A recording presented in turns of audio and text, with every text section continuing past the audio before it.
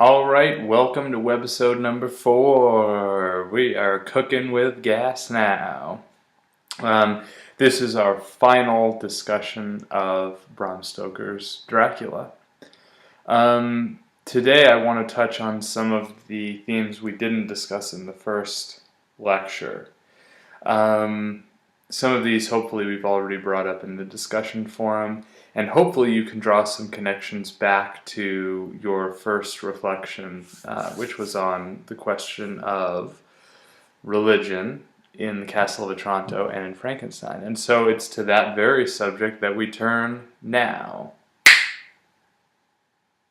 Look at this. Isn't that amazing? That's amazing. How did I do that? It's magical. You're thinking he is a technology wizard, that he just snapped and did that. Religion, let's talk about it. Renfield's famous exclamation as he's busy snacking on various flies and insects and other creatures, "The blood is the life." He says that on page 130. The blood is the life. Kind of taking a creepy spin on a biblical saying. Now, we see lots of biblical passages modified, adapted for Stoker's purposes all the way throughout, but you probably have noticed that Christianity, by the end certainly, Christianity plays a really important role in combating Dracula. But at the core of this is a discussion of blood. Blood as being something that is absolutely central to how Dracula functions, but it's also absolutely essential to the way that Christ functions, that Christianity continues to sustain itself. This is when we take communion, when we drink, we're supposedly drinking Christ's blood. I mean, blood is absolutely embedded in the very rituals of the Christian church. So, interesting to think about how blood operates in a system, on one hand as Christianity, and the other hand Dracula's system that emanates from him. And we can think maybe about the scene in which they are trying desperately to save the young women. And in order to do so, the men have to transfuse their blood into them. They have to give freely their blood. The sharing of blood in this way, this kind of famous transfusion in which each man takes a turn sharing his blood, that is the kind of the good blood sharing that's going on in this novel, if we can use the phrase. This is the sacrificing of one's own blood to sustain another, the free giving of one's blood to make life possible for another. If you flip that around, however, and think about how blood is operating in Dracula's alternative system, the system that is pitted against Christianity, in that it is the consumption of blood for survival only, for selfish ends. Dracula uses his blood to control and to survive. Very different from giving blood to sustain another. So, in a different sense, we have Christianity pitted against what is famously critiqued in this novel, materialism. Materialism is the kind of dog-eat-dog. We live in a brutal world, red in tooth and claw, and this world is, you have to survive any way that you can, and that may include shedding blood or taking the blood of your enemy. So we have the Christian idea of blood and the materialist idea of blood. Think maybe for an example of this, of Renfield's discussion of the soul. Seward says to him, well, now you have the souls of all those flies and spiders, because the blood is the life, right? And Renfield is very shocked by this and disheartened and put off by the very idea that maybe his maybe now he is burdened with the soul. For him, it's about life, it's about power, but it was never about the soul. So Seward kind of turns the table on him, and Renfield is disturbed to think that there might be a soul attached with all of this blood sharing that's going on. So, an interesting religious theme at the core of this. Now, if we are to expand this a little bit and keep thinking about the materialism, the bad use of blood that's happening, Van Helsing calls the Victorian age a skeptical and selfish age. And in the middle of the novel, he spends a lot of time explaining to Seward in particular how science has functioned to close off people's mind, to make them prejudiced against any new revelatory learning. They just simply take what they already know and use that to judge the world. So, we spend a kind of ridiculous amount of time in the middle, especially in the destruction of Lucy, trying to prove that Lucy is in fact a vampire and that there is no other natural cause. So Van Helsing gives a lot of speeches. Seward waffles and says, if it can't be empirically proven, maybe she's not a vampire. Maybe there's something else behind all of these disturbances. And so they go back and forth, Van Helsing trying desperately to show him to believe, this is on 172, to believe in things that you cannot. But the faithfulness here is not something that can be passed on. Seward is very resistant to this idea. All right, so in a Victorian age that, as we've discussed, is based very much on empirical proof, scientific worldview, Van Helsing is trying to say, on top of all that excellent scientific research, you have to have belief in something bigger, and be able to be open-minded. He keeps using the phrase, be open-minded, and be willing to see something that you couldn't explain previously, and find some different explanation. So, that's another, the combativeness between religion and the Victorian age. All right, so, who is on the side of Christianity? Who is going to use Christianity to engage in battle with Dracula and his forces? That's the question. Who is going to do it? And the answer is this team of light led by Van Helsing. And as the novel goes on, it becomes increasingly religious in nature, becomes more and more the Christian iconography, Christian ideals. These things become more and more weaponized by this group, and they are going to go on a sort of crusade out into the world to try and stop the dark forces of Dracula, to literally, quote-unquote, go through the flames. They see this as a crusade against a world that's becoming increasingly materialist, that is increasingly about life and power versus the soul and self-sacrifice.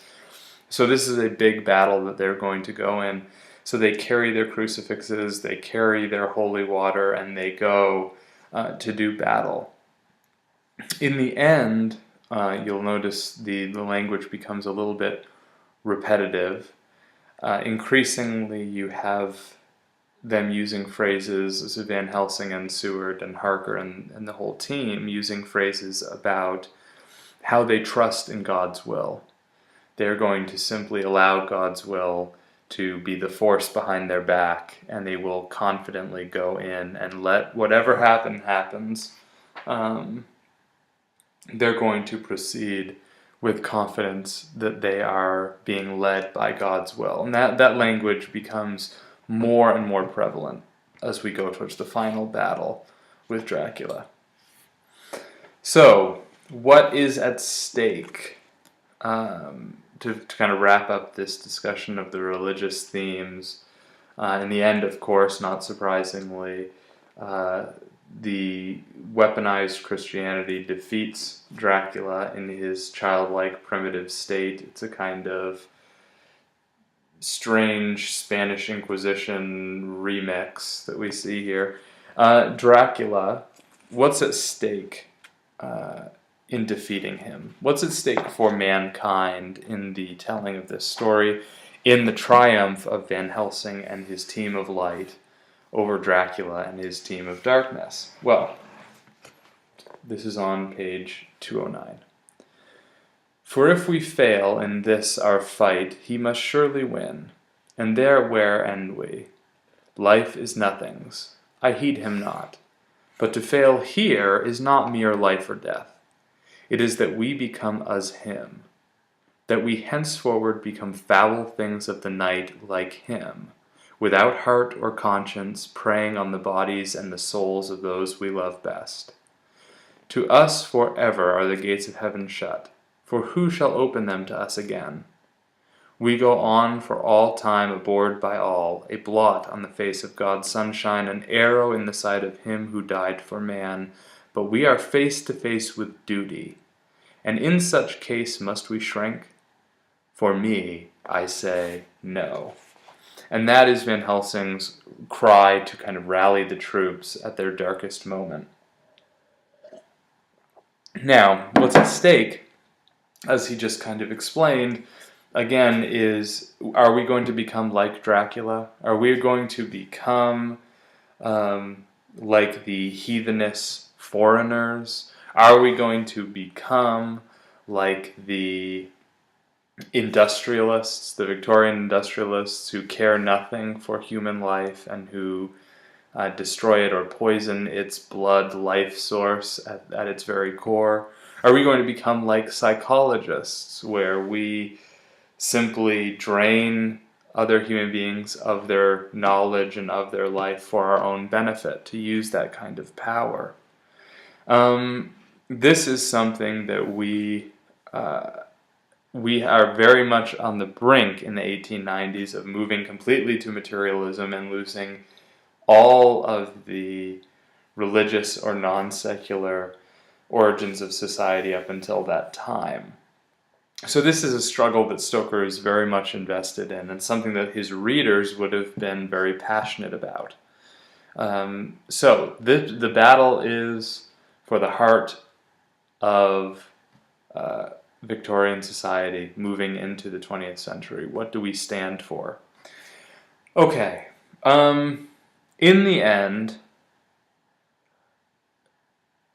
an kind of empirical device is used to really construct this novel. When you look at it from cover to cover, it's full of journal entries, diaries, letters, manuscripts, newspaper clippings. Why couldn't it just be told as a straightforward novel, maybe one protagonist telling everything that they have seen? On one hand, I think the kind of epistolary quality or the exchanging of these different texts gives us some tension. It provides a way for Stoker to hold off some things that we can't know, and so in Gothic fashion, our heart is racing as we look forward to finding out, did they survive? Did they make it? But alas, in the end, there's a certain, even though this is a novel that is really about anti-empirical evidence, that's about having faith or believing in something, in fact, in the end, they ask on 327, ask none to believe us. They don't even care if the reader thinks this is just an incredible fantasy or the real thing. They know for themselves. They believe in their own fantasy. They believe in their own telling in their own stories. So, do we need more proof? And in the first place, why are we so reliant on these first-hand primary materials to prove Dracula's existence? Stoker's very much exposing to us the logic behind Victorian society and towards modern society in general. We need proof. It needs to be measured. We need to be able to quantify it. And this is something that embeds itself in the form of the novel. And in the end, we're asked, what are you going to do? What are you going to believe? All right. Next, another theme that we need to mention, one you probably certainly noticed, gender. Again, wow. Gender. Let's see. Page 214.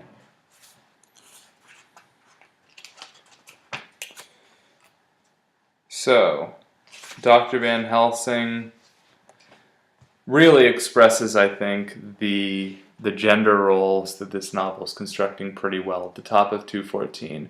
We are men and are able to bear, but you must be our star and our hope. This is towards Mina. There are very different roles here for men and women. And this, I think, reflects at that time a different social order than we are accustomed to.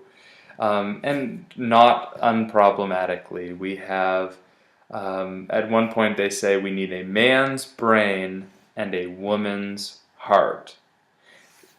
Clearly dividing and differentiating the role of men and women in modern society. On one hand, you have people like Van Helsing himself, Quincy and Seward. These are manly men. They are strong-willed, courageous, never failing, triumphant man spirit.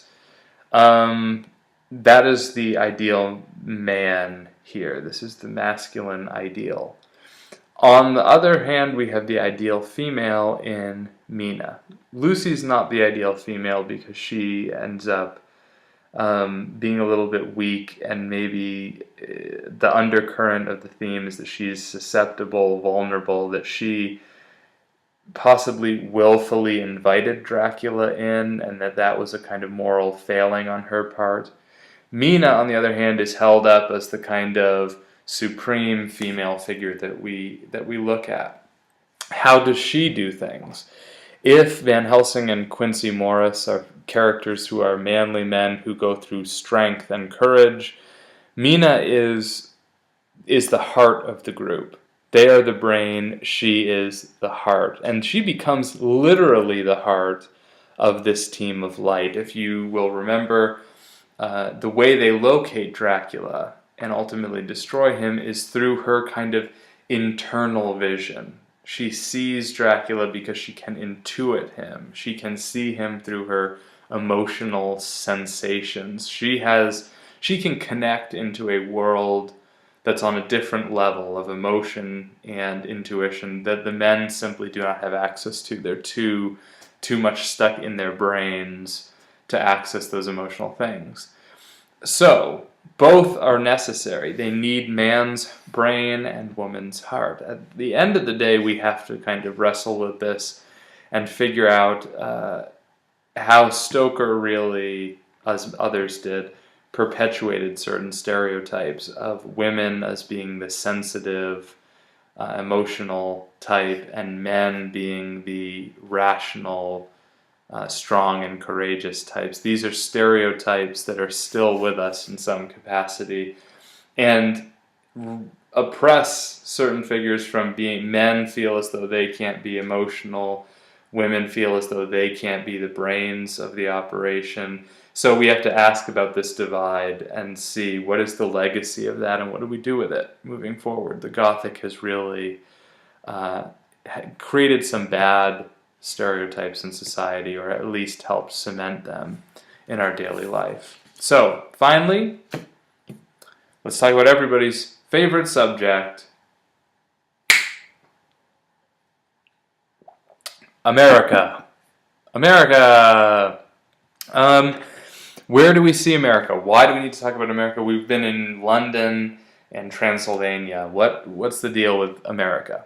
Well, America shows up. It is embodied in Quincy Morris.